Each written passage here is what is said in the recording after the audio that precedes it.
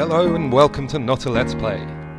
We've been busy recently, mostly running around jungles, some hunting, and the occasional swan dive from the top of a waterfall. Most of all, we've been scratching our heads and trying to complete needlessly complicated acrobatic puzzles. Oh, and saving the world from an apocalyptic catastrophe that we're partly responsible for. That too. Shadow of the Tomb Raider is the third game in the Tomb Raider reboot series, and it has a lot in common with its predecessors.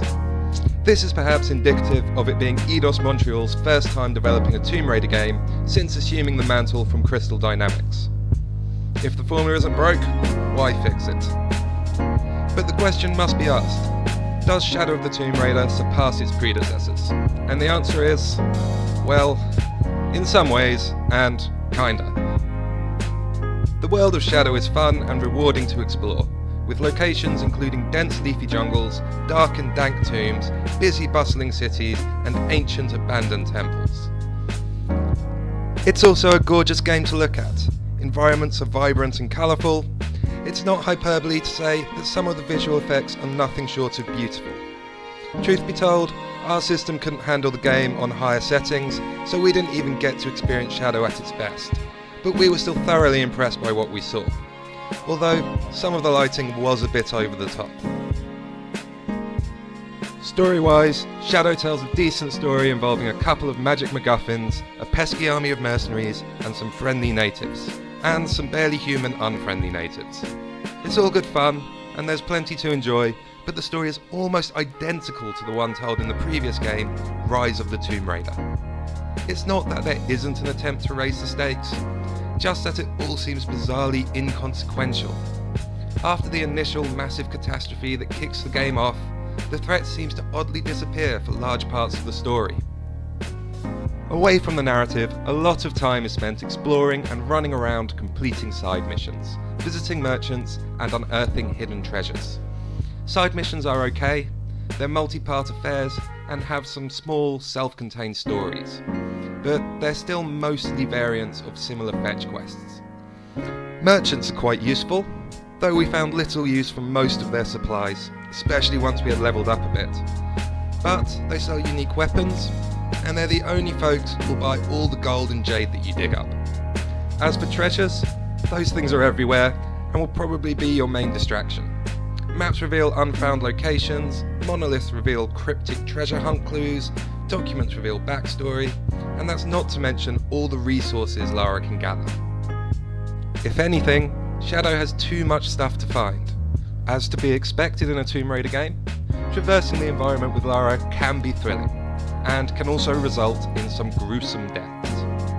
Adding to Lara's climbing, jumping, slipping and sliding that were established in the previous games are an overhang ability that lets her seemingly defy gravity and climb the underside of a ledge, and rappelling, which either leads to a gentle landing or necessitates some wall running or swinging to leap to a new area.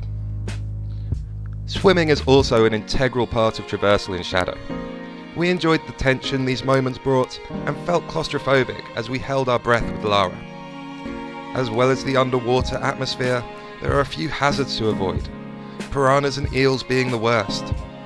Sadly, the initial impact of these sections had significantly lessened, and even though controlling Lara underwater feels responsive and fluid, going underwater becomes a bit tedious. To guide her to objectives and indicate threats in the environment, Lara has a handy survival instinct that monochromes the screen and makes objects of interest appear in orange. Unfortunately, we found the game has an over-reliance on this mechanic, and constantly dipping in and out of it, as you're likely to do, is totally immersion-shattering. One such example is in combat, where enemies appear orange if they can be taken out unseen, or red if one of their team has eyes on them. Though this use of the mechanic is very useful and makes the stealth combat in Shadow easier, it simply doesn't feel like an ability Lara Croft should have. We understand why the devs felt it was necessary to include it though. The combat in Shadow is a lot stealthier than in previous Tomb Raider games.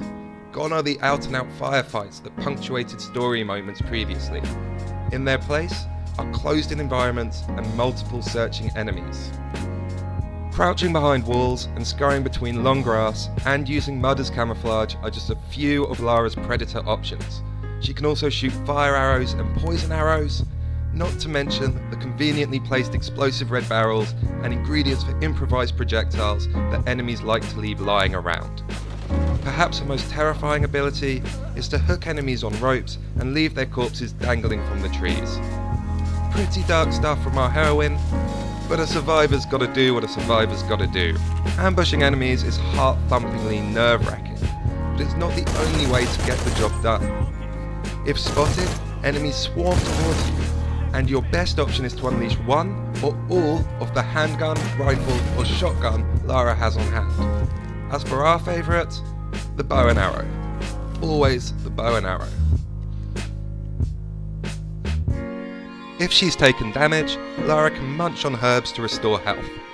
These concoctions can also grant the ability to slow time or to withstand enemy attacks. We don't know what kind of herbs they're growing in Paititi, but we want some. Adventurous players who like to explore will find some of the game's best moments hidden away in some obscure locations.